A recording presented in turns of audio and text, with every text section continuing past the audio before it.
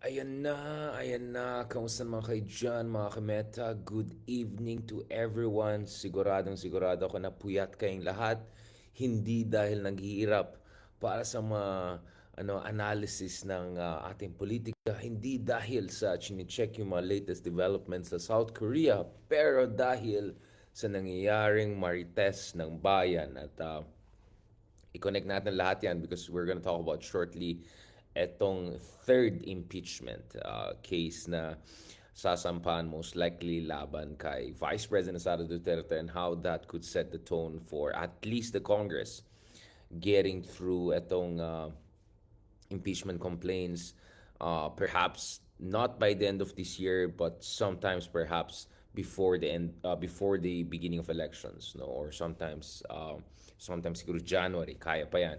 So pag-usapan natin yan, but before going there, guys, I want to go back to this fundamental issues na itong mga fundamental issue na parati ko binabalikan, no. Um, Alam niyo, ang napansin ko, mga pinaka-busy dito sa issue ni Maris ba yan, Maris? I wanna get... Baka naman magkakamali naman tayo sa mga pangalan, di ba? Yung napanood niyo yung Safe House, sabi ko. Lahat Kidball Montebello, sabi ko, si Kitadad. Tapos nagtinginan, bakit si Kitadad? You know, Kit versus Kit na yan. Bago tayo mag-Tito Boy Soto. Maris, right? Hi po. No, I mean,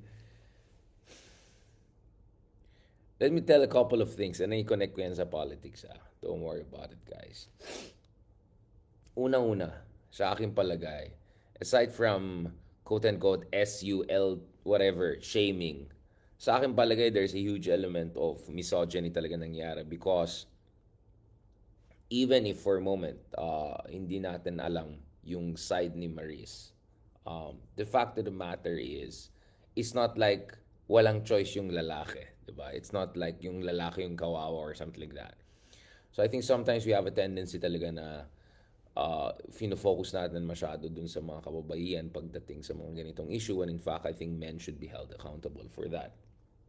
In fact, one of the things that always annoys me is when I hear some people say, mga lalaki, madali lang makakit ng mga lalaki, ganyan. That I find that very insulting because, excuse me, there are many men with great taste, tsaka mga lalaki na mas maarte pa sa mga babae. So, and first of all, let's not talk as if mga lalaki walang self-restraint, mga lalaki walang taste, mga lalaki walang judiciousness.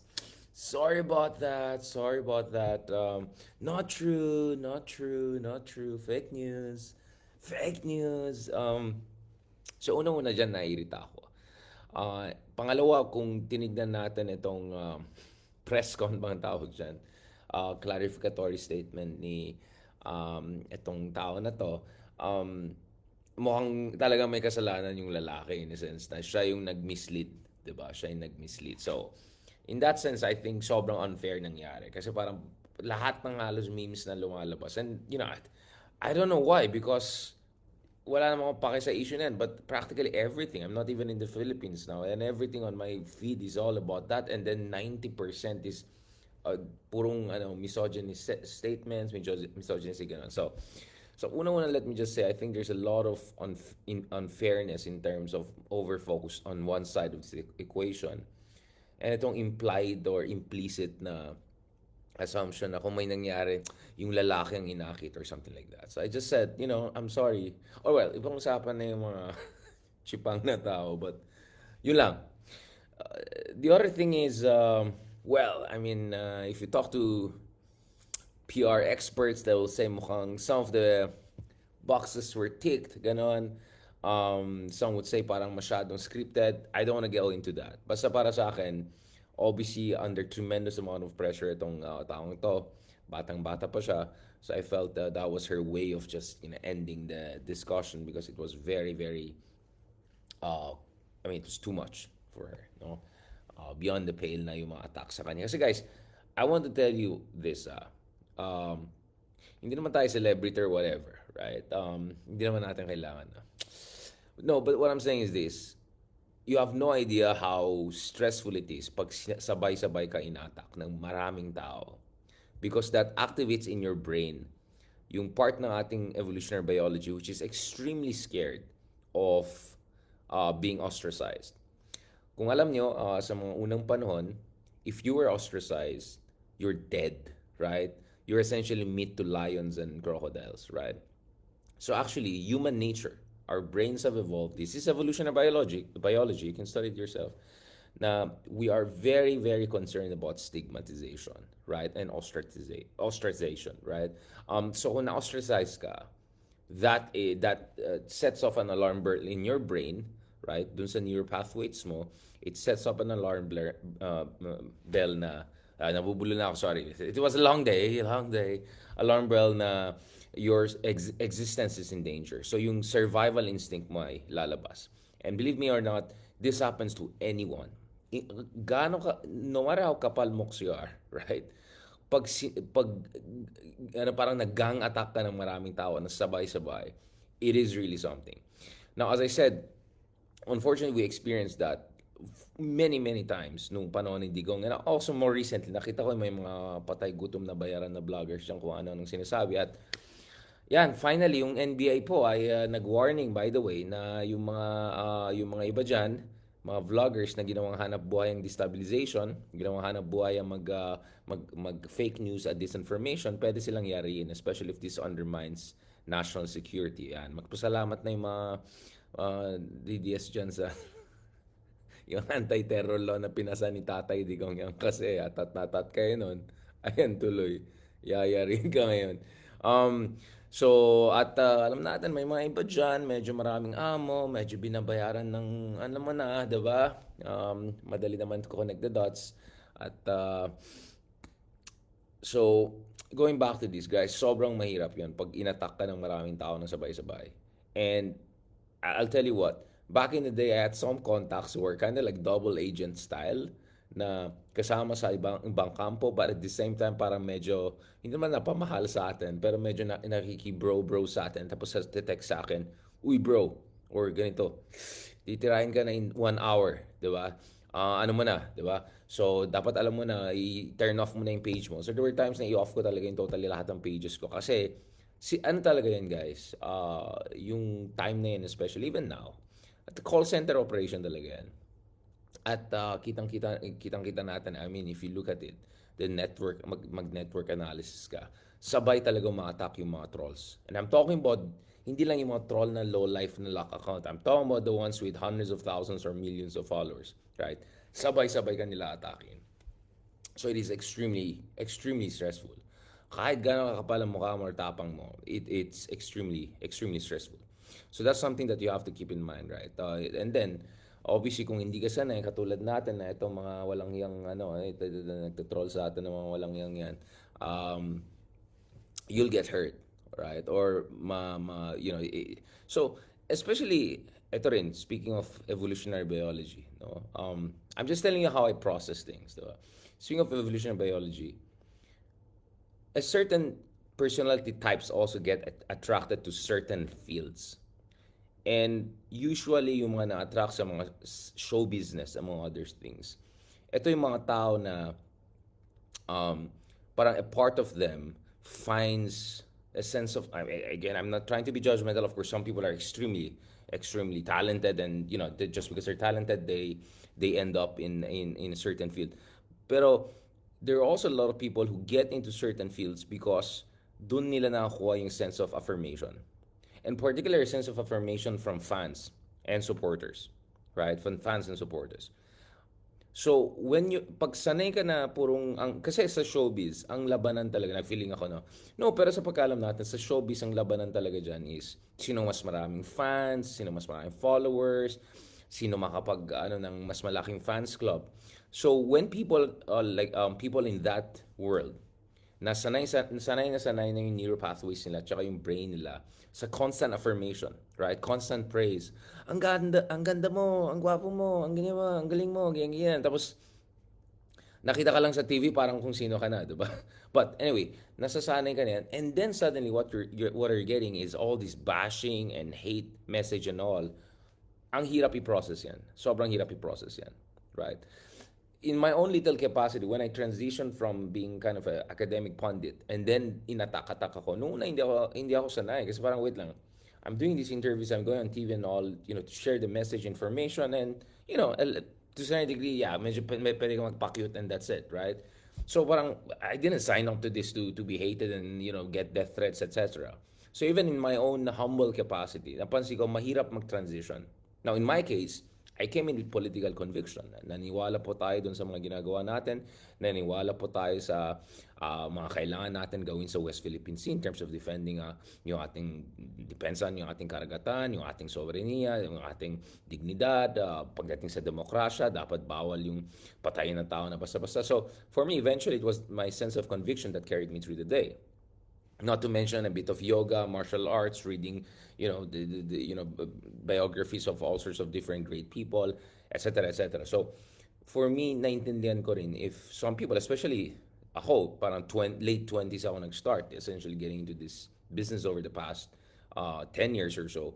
Yung ibang tao parang 20s pa lang. If you see this sudden reversal from people giving you affirmation, saying ang ganda mo, saying ang this, you're this and that, and then suddenly turns that very thing that was giving you a sense of affirmation, belonging, among other things, pag bumaliktad yan, ang sakit yan. Ang sakit yan, diba? So, I understand na, why there was a sense na this has to stop. This has to stop, right? Now, don't worry, papunta tayo sa politics. I'm just telling you, you cannot be a good thinker if you're not a good humanist. If hindi mo naintindihan the human condition, right? That's very important. And if you don't understand psychology, kung naiintindihan mo yung psychology, you can also understand how politics operates. Now, going back to this, wait lang, let me just, block ito mga ayan, dumadami na may mga trolls. Tuwan-tuwa talaga sila sa akin, no? Pero, dahil sa kanila, lumaki engagement natin. But going back to this, hindi actually, that's not true. Na pang troll ko lang yan. Lumalaki engagement natin pag pumapatol tayo. Actually, that's how the algorithm works. Pag pumatol ka, tapos marami nag-aaway dun sa mga trolls na low life or walang ya, that's where actually nagsa-circulate yung pinupost mo. But it's not the trolls per se themselves. Anyway, the other thing I want to say also here is this. Obviously, cheating under any circumstances, right? Cheating under any circumstances is wrong. It's bad. Of course, there are a lot of temptations in this world. Of course, yung iba nasa rebound mode, yung iba sawang-sawa na sa relasyon para ayaw lumalis. Well, I get it. It's the human condition. But cheating is not right. Cheating is not good. Now, having said that, okay, now transition na tayo sa totoong usapan natin, no? Now, let's talk about this. Having said that, may karapatan din itong mga tao na to. Right? May karapatan din itong mga tao na to. And I think it should have been clear to anyone that sharing those private messages and all to the public was a violation of the privacy rights of these people. Right? And let's be clear, hindi kasal itong mga tao na to. So this is not an adultery case na illegal. Right? It was quote-unquote immoral, right? But it was not illegal. What was illegal is sharing that private information, right? Kaya nga sabi ni Maris, diba, na she feels, diba, when she goes into public, she feels exposed, diba? So, that's a violation of privacy. Criminal po yan. Criminal po yan. Kaya I was not surprised na marami sa ating mga kaibigan sa legal community, sa legal advocacy community para sa kanila, she should have filed the case. She should have filed the case. Now, obviously, I understand if she were to file a case, she would look more guilty, there would be backlash, etc. But we shouldn't normalize this kind of behavior. Obviously, naintindihan ko yung mga parties who are hurt.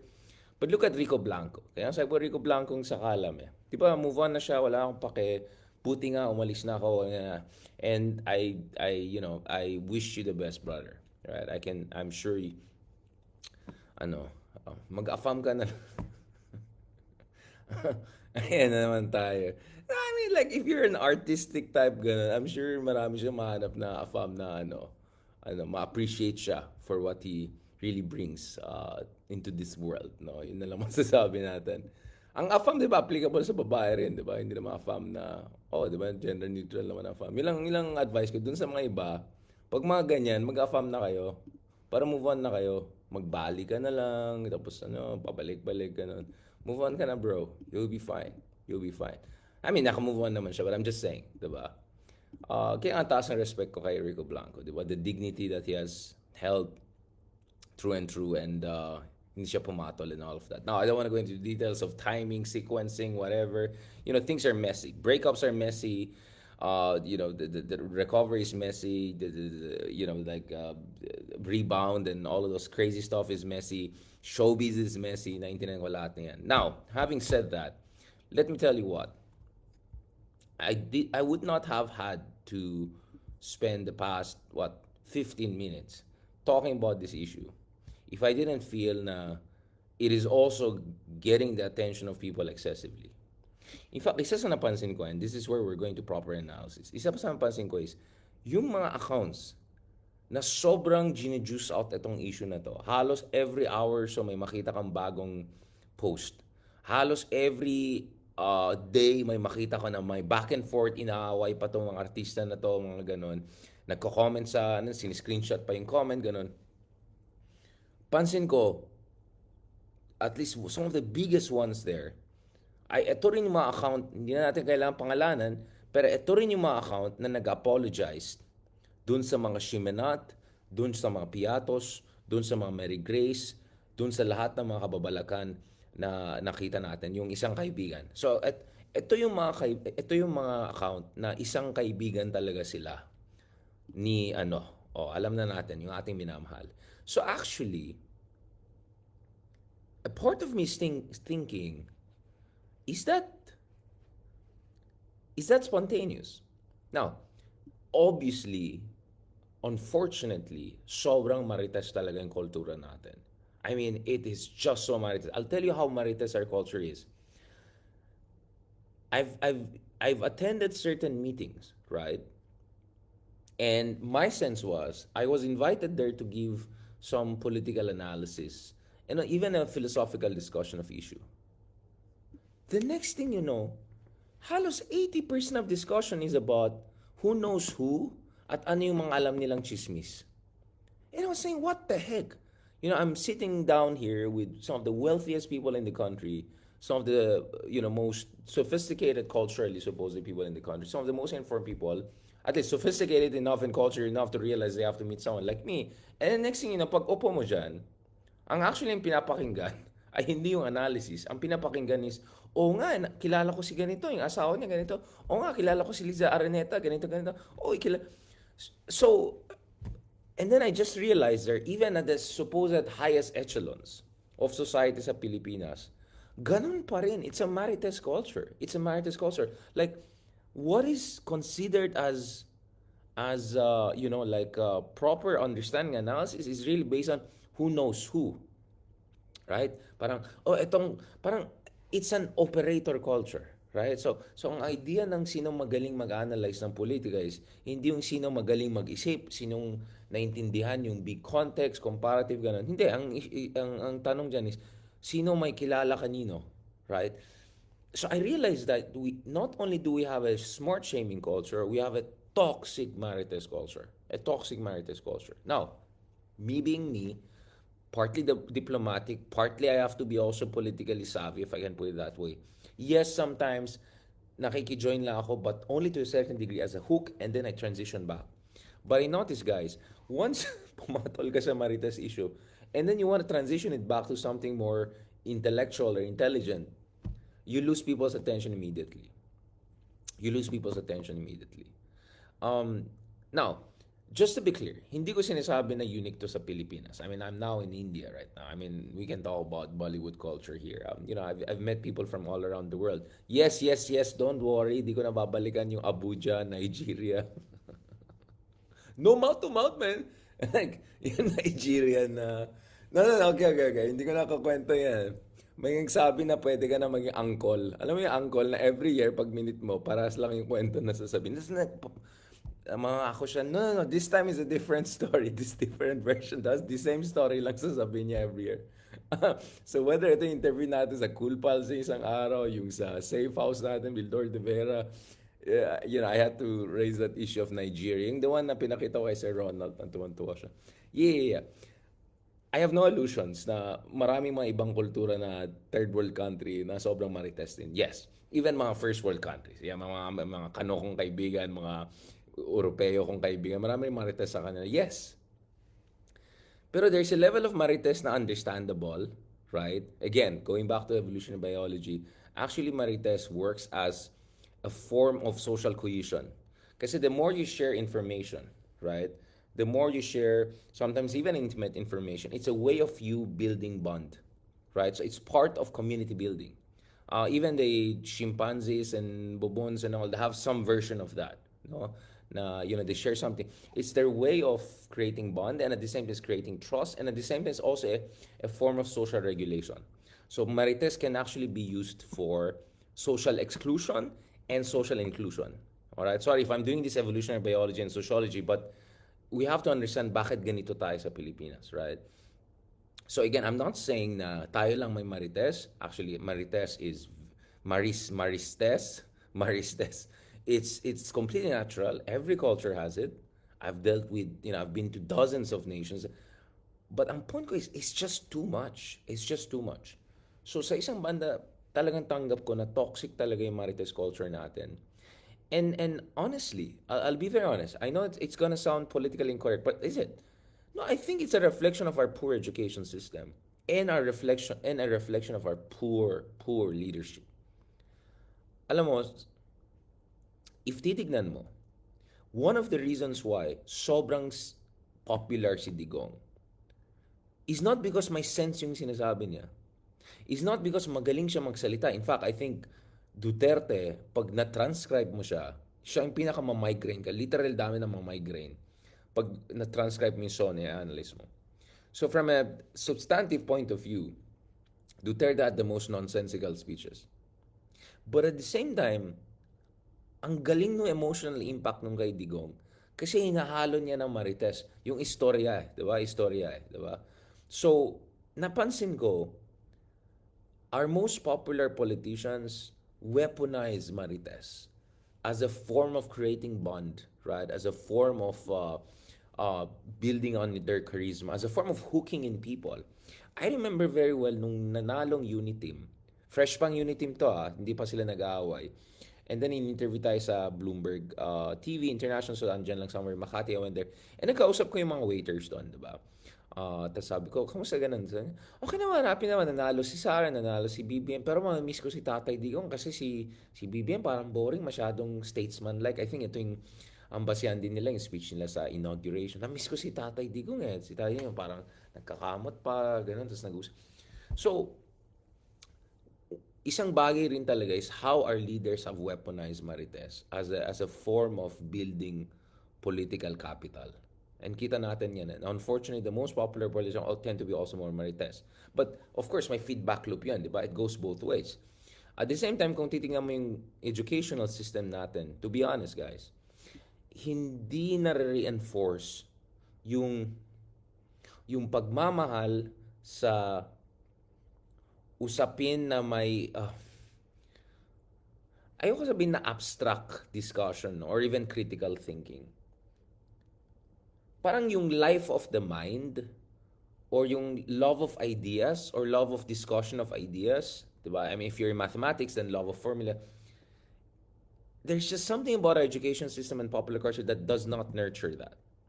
Right? I'll tell you what, just like anyone else, I get pleasure from basic things like great food, great fashion, great style. But I'll tell you what, some of the most amazing moments in my life were when I was reading, most of the time it's a Russian book, right? So whether it's a Dostoevsky one, whether it's a Tolstoy one, I mean, and then you'll have this aha moment, right? Aha moment. Suddenly, everything inside your brain connects. Suddenly, everything makes sense. Suddenly, all your questions about life and existence just go away, right? Suddenly, something clicks. For me, that's like those have been among my greatest moments of my life. Or when, kunyari, my event and you're giving a talk and speech, and in the middle of that speech, you arrive at a certain idea. And then that idea suddenly illuminates everything, diba? Or you have a debate and discussion. You get what I'm saying? And obviously that didn't come easy to me. It took a lot of training, etc., to get through boring stuff, to get through the whole grind of reading whatever. But I'm telling you guys, there are many cultures. I'm not gonna name which countries, but there are many cultures I've been to whereby the life of the mind is not only appreciated, it's praised, it's prized. Okay, France is one. Okay, I mean, France is definitely one, right? I'll absolutely. If you're an intellectual, they're treated like a superstar. In the Middle East too, Turks, Persians, a lot of people, Jews, for instance, they tremendously appreciate the life of the mind, right? So I can go on and on about it. There are really certain cultures whereby if you're a thinker, philosopher, literary figure, you're treated like a national treasure. I'll tell you.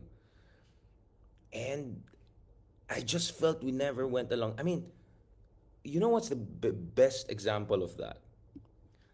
And actually, medyo guilty ako dito eh. Nung nabasa ko ulit yung libro ni Rizal nung pandemic time, na hindi base sa requirements sa school, hindi base sa requirement.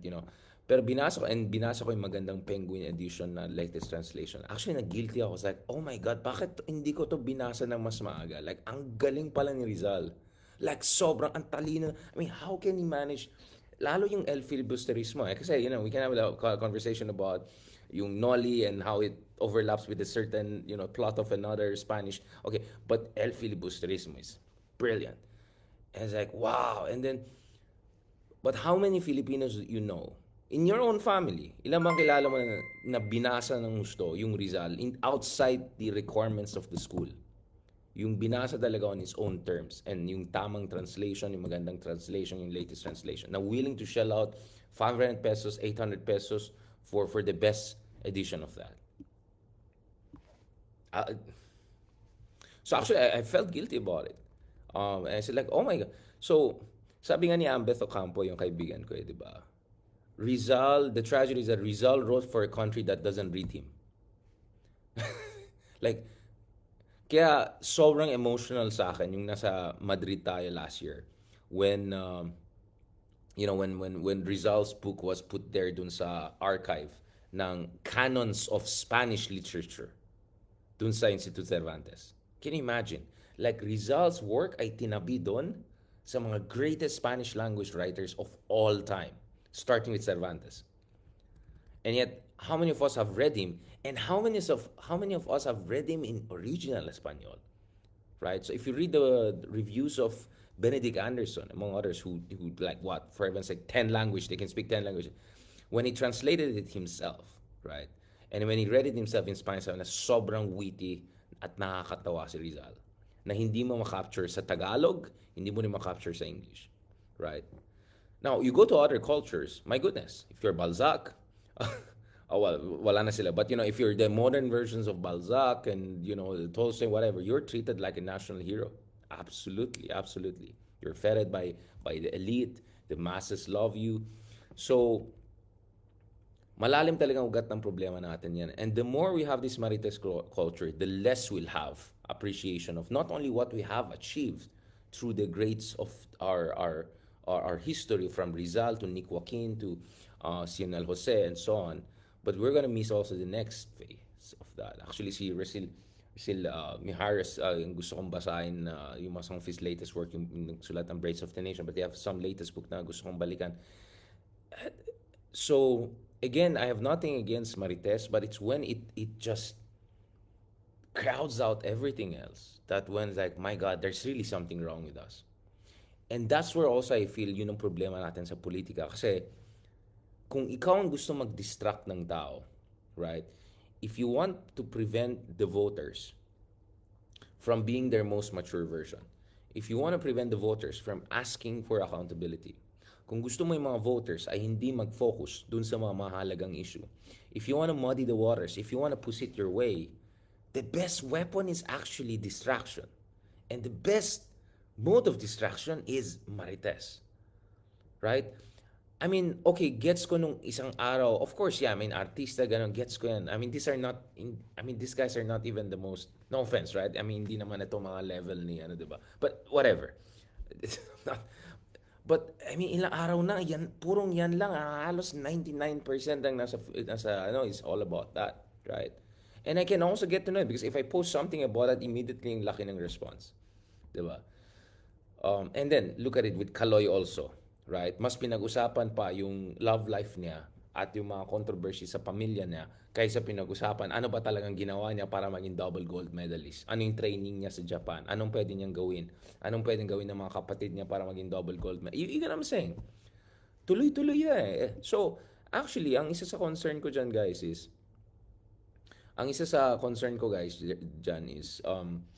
ang dali weaponize yung Marites for distraction. And to be honest, mukhang na-weaponize talaga siya. You know, hindi ko kailangan pangalanan. Alam niyo na ano yung mga sites na ito na DDS apologies. And then halos 24/7 ang pinupost ang ukol sa issue na ito. And it works because these people have millions of followers. My goodness, grabe yung engagement. As in, million likes, comments, just one post. Right? Tapos nagpapatula, back and forth, ganyan. So, wow. Yeah, Marites is essentially junk food. It's drugs. It's essentially drugs. It's essentially, you know what I'm saying, right? Now, speaking of Jose Rizal had his own version of Marites. I mean, you could read Brains of the Nation and Rizal with Marites, my kababayan, no? My ultimate idol, di ba? Isabelo de los Reyes, you know, and he will make shades at him, he'll throw shades at him, serving tea. Yeah, I mean, tawa lang sila. And yung mga characters ni Rizal, di ba? You know, Doña Victorina, di ba? Consolacion, yung mga ganon. Yes, yung mga so it's not like you know, we went from, you know, heaven paradise to something else. But unfortunately, hindi na tayo next level. And that's really frustrating to me. Now, again, naintindihan ko naman,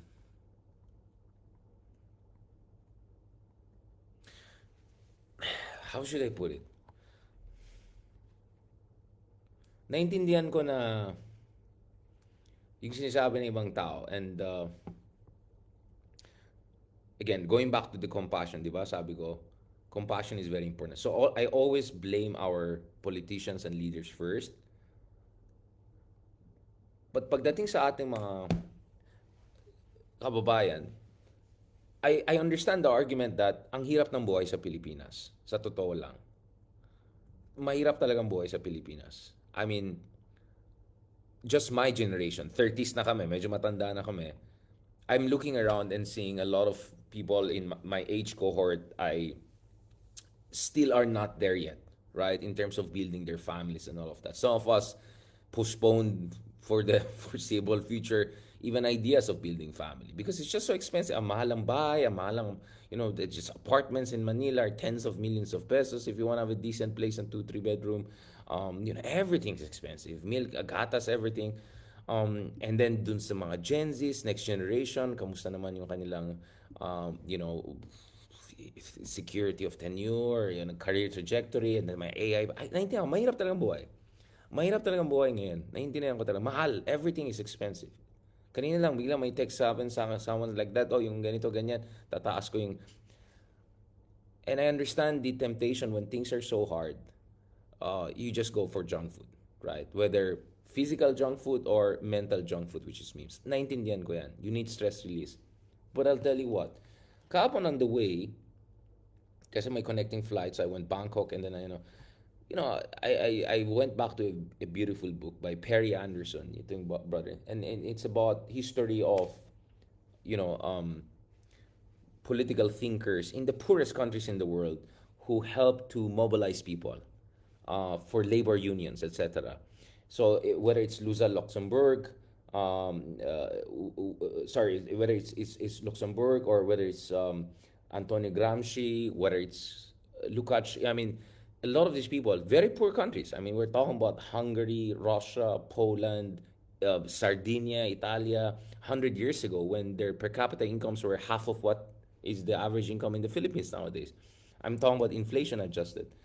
And yet, a lot of these people, ang target audience nila, dun sa kanilang mga thinking, Analysis nila ng capitalist system, analysis nila ng motions of capital accumulation, analysis nila ng Marx Das Kapital, analysis nila ng mobilization, analysis nila ng class oppression and class conflict and historical materialism.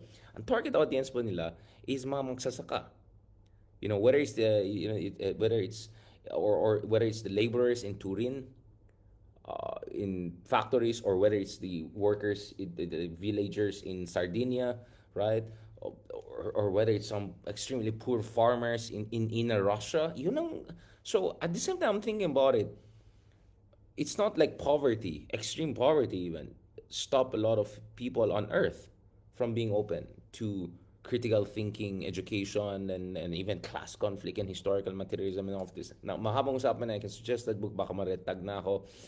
But, minsan parang isip din ako na we have a lot of history, we have a long history of very poor societies still putting a lot of time. Workers, laborers, farmers putting time, going to academies where political parties where they get orientation, socialization, free lectures and analysis by political thinkers.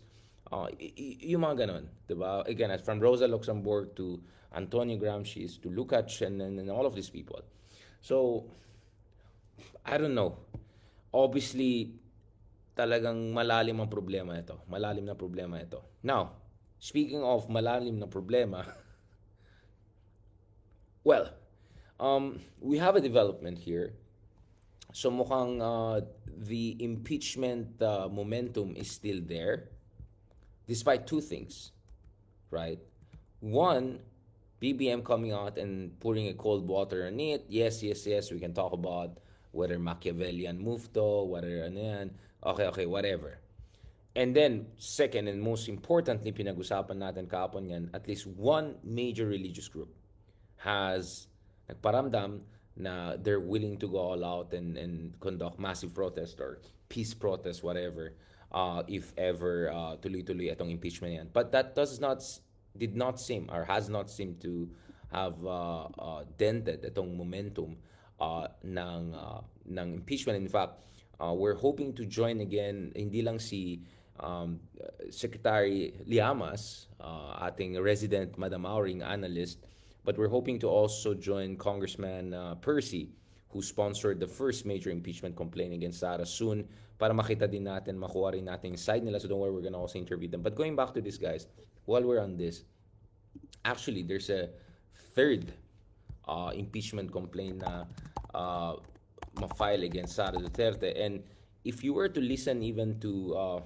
I think this is Salvador Panelo himself, right?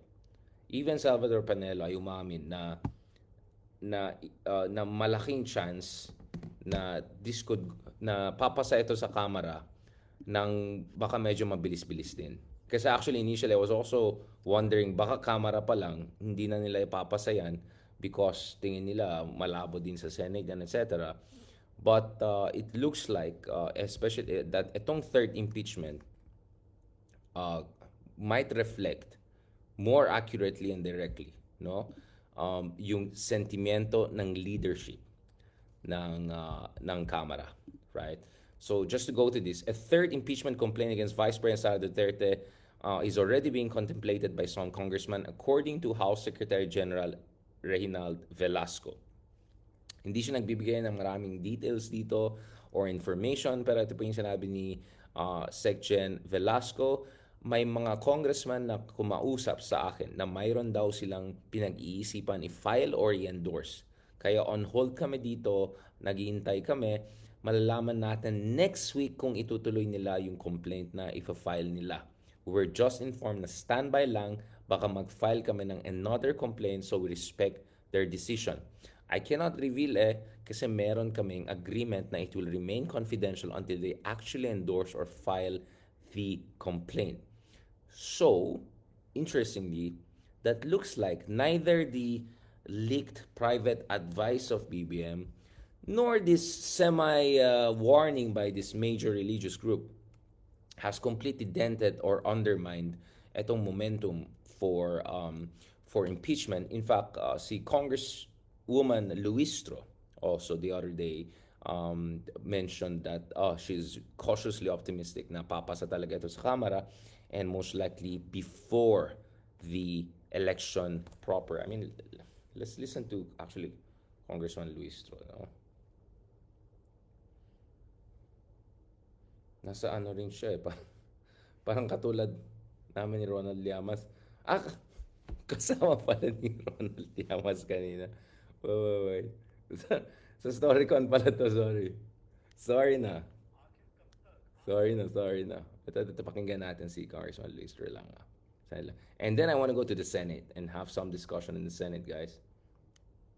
Po, of course, we understand that there are things that you probably would not be too free to talk about, but we'll try to push the envelope kahit paano. There's a lot of discussion about Parang style ko yan, si whether Edley. or not the president should be taken literally when he says no impeachment at this point. I'm wondering if that was discussed. Bakit That was also a topic last night in Malacanang with, of course, the congressional leadership. Because, of course, ma'am, dalawa na naipapile na complaint. You're aware of that. So everybody's watching and waiting. Ano po ang nakuhang signal ng Kongreso sa Malacanang? Actually, what was the Sige lang. president's pronouncement to the media, to the public about no impeachment? Wala din namang nabanggit kagabi, no? As a matter of fact, politically, hindi significant yung naging what you call fellowship, except that we presented the resolution manifesting our support to the leadership of His Excellency President Bongbong Marcos. Buya ka siya. As a matter of fact, I do not intend to disclose really what happened last night kasi it's not political. It is just the usual visit to the president. And in time for Christmas, Of course. bumati po tayo, and some of us rendered a Christmas song. And then we presented the resolution that we are manifesting our support. No discussion at all about the impeachment. As a matter of fact, most of us were anticipating really that somehow the president will make some pronouncement or guidance perhaps as to the two impeachment complaints which are pending already in the House of Representatives. But apparently wala eh. Walang discussion at all. So Parang showbiz din pala si... So, walang utos sa Fellowship of the Ring na lumusob kay Sauron. Wala pong discussion at all about the impeachment, no? So, with his silence last night, I think he is standing with his prior pronouncement that he does not support impeachment because it does not help even a single Filipino. That's my understanding. Of Sir course. Congresswoman, Of meron course. naman mga speculation. Bakit daw kinakailangan na mag-issue ng resolution of support sa presidente Alam mo, Ma'am ang Annie, Congress? Yeah, we always do that from time to time, no? It's not only because there are challenges concerning the issues on impeachment, pero ako first termer kasi ako eh. But since I came in Congress, it has been the practice of the majority na i-renew, i-rekindle, i-remanifest yung aming suporta to the leadership of. So, I don't see anything unusual or special about the manifestation of support that happened last night. It is the same manifestation of support that we've been doing Parang since mahirap we took pag-interview ko yan office si Ma'am back Luis in Tro. Medyo ikutan. July of 2022. Okay, ma'am. Sige, ma'am, that's fair. Sige, if there was no discussion at all, there was no mention at all last night by the President of impeachment, well, let me put it this way na lang. What about you po, with your colleagues outside of any discussion with Malacanang? Kamusta po ang pag-uusap ninyo ng inyong mga kasamahan sa Kongreso as far as the possibility of impeachment is concerned, especially in light of the President's earlier pronouncement na huwag niyong pagtutunan ng pansin yan. Pabayaran ninyo. Let us be reminded about the principle of separation of power. Yun.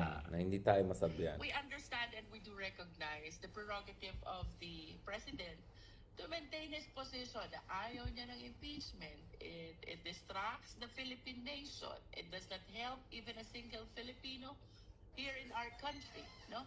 Kaya lang we have to acknowledge the fact na kung may trabaho ang ehekutibo, mayroon din pong trabaho ang Kongreso.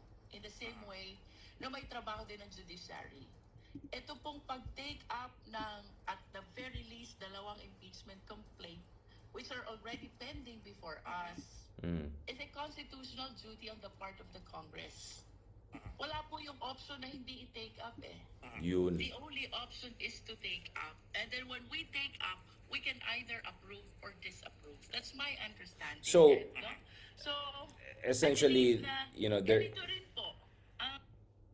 so essentially they're saying BBM will be ano. Okay, sige. So I'm sure BBM will be happy to pag pinanood niya yung interview niya. Now, I think nevertheless, if you watch the full interview, Congressman Luis Turo has intimated that the idea of this passing through the Congress is not impossible. If anything, quite likely yan. And hopefully tomorrow, try natin balikan si Ronald para usapan yan. But for me talaga, it goes down to the Senate. This really goes down to the Senate. And I think that's really where things get interesting. Now, over the past 24 hours, I've had some exchanges with Senator J.V. Ejercito on this issue because I think Senator Ejercito felt that there was a misunderstanding of his take. There was a lot of pushback against what he said. So ako naman, in all spirit of fairness, I try to reflect what he said. So basahin lang natin first of all yung kay na obviously hindi yung private messages, information, in terms of his public posting. I think it's probably the framing yung kanyang tweet didn't come off well. But as I've been very honest, I think the problem kasi is may impression na talaga sa Senate na masyado silang pa-safe, na they're not holding certain people to account, na they're allowing some of the more, let's just be honest, some of the more, alam mo, to dominate the headlines, etc. So, just to be clear, kasi ito yung unang pinost ni Senator JV, and then I'll go to two more senators, Senator Zubiri, and then Senate President Chizo Escudero. Ito yung sinabi ni Ejercito, and dami nag-react dito. He said, I ran as an independent, wala akong utang na loob, lalo na sa unity. In fact, I was booted out of the lineup when they joined forces. My debt of gratitude belongs to the Filipino people and no one else. I'm just sad with all the bickerings happening that is affecting the economy, the investors' confidence, and the major issues that need our immediate attention. Dito, I think medyo na-trigger ang mga tao. Personally, I was also triggered because if we're referring to the assassination threats and all of this destabilizing behavior from one camp, I think that's definitely not bickering. Sabi ni Senator, been pushing and focusing on massive infra development, healthcare, housing, if modernization, all of this will be severely affected kung tuloy-tuloy itong away na to. That is my point. If indeed impeachment pushes through, but I think this is an important part in fairness to the Senator. If impeachment indeed pushes through, hopefully it doesn't take long so we can go back to work and focus on our problems. All the more I am not in favor of a coup as it will cause political instability in the long run. We need to focus and get down to business as we need a lot of catching up to do. Now, obviously, my response, I zeroed in on the point of trigger and medyo sabi ko, the point of, wala na sabaw na. No, I focused on the point of bickering and I felt like that's too dismissive to describe ano nangyari ngayon. But in fairness naman, si Senator nag-reply kaagad, nag-message din sa akin to clarify his point. Ako naman, for me honestly, siguro the way it came off was kind of wrong dahil it initially appeared to me it was dismissive and then essentially saying let's move on na lang tayo, which I felt is not really the right way forward kasi kung may mali talaga nangyari, we have to do what is right regardless, di ba?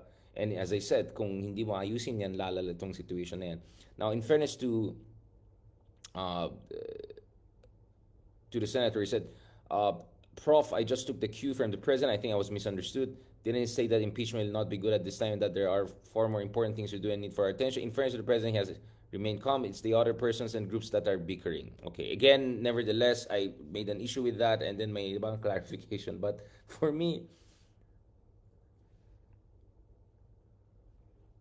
I think this is a common sentiment we keep on hearing from certain quarters, and I think slightly more problematic yung sinabi ni isa pang senador dito. So because if you go to Senator Zubiri, okay, for me kasi at least in fairness kay Senator Ejercito, ang sinabi niya, if magkaroon ng impeachment sana, syempre hindi siya pwede mag-statement on the impeachment kasi that will be prejudicial if ever magkaroon ng trial. Gets? But I think at least the important part is that sana hindi ito mag-drag on forever because it will have snowball effect in the wrong way. Gets ko naman yan. I'm just saying na siguro it just came off wrong dahil parang ang dating is wag na natin pag-usapan, move on na tayo. Diba? Now, Senator Zubiri had a little bit of different approach. Ito yung stance niya. Ay, okay, wait, bakit? Indian YouTube ang nakas. Wait lang. Zubiri admits not being keen. Zubiri said the Senate does not talk about the impeachment, but in my heart, is this what we want so close to the elections? Zubiri's pronouncement comes after Wait, two wait, impeachment complaints were filed against Vice President Saan SARA yung full Duterte. statement niya? The first impeachment. Sorry, I want to bring out the full statement. Ito yata yan. Yeah. Ito. Ako, like many of my colleagues, we would not want to see an impeachment proceedings in the Senate because obviously it's going to be very divisive. Yun. I know I'm supposed to not talk about the impeachment, but in my heart, is this what we want so close to the elections? Although if there's an impeachment that is delivered to us in the Senate, we have to do our constitutional mandate to convene an impeachment court. I used to be Senate President, so we know the implication of that. We know our duty. But of course, personally, if you ask me in my personal opinion, sana walang gulo. Kasi ayaw po natin ng gulo at this point in time. Gusto ko po na namin ceasefire muna at this point in time. Tingnan nyo nangyari sa South Korea. Diba? They declared martial law in South Korea. Now nagkakagulo sila doon. I couldn't believe it. No, I couldn't believe that they had this type of political noise in South Korea last night. So, ayaw naman po natin na So, ceasefire. Essentially, let's just let it sleep, right? Now, I find it interesting that South Korea was cited. Well, South Korea is actually exactly why the Senate has to up its game. Because what happened in South Korea is that immediately, as soon as the martial law was declared, the parliament fought back, including party members of President Yoon. And as we speak, his own party mates are pushing for his impeachment, right? So that's the level of independence and constitutional respect that that the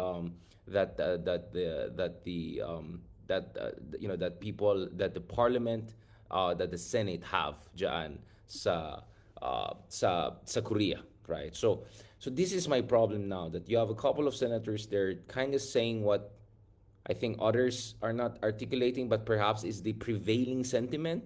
Sabi ni Panelo na they're counting on at least 5 senators to hold the line against impeachment.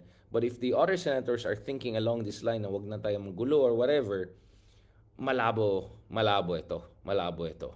Unless something's happening behind the scenes, unless something big happens, and unless there's a concerted effort by different forces, including civil society groups, to really put pressure on some of the senators to really do their job.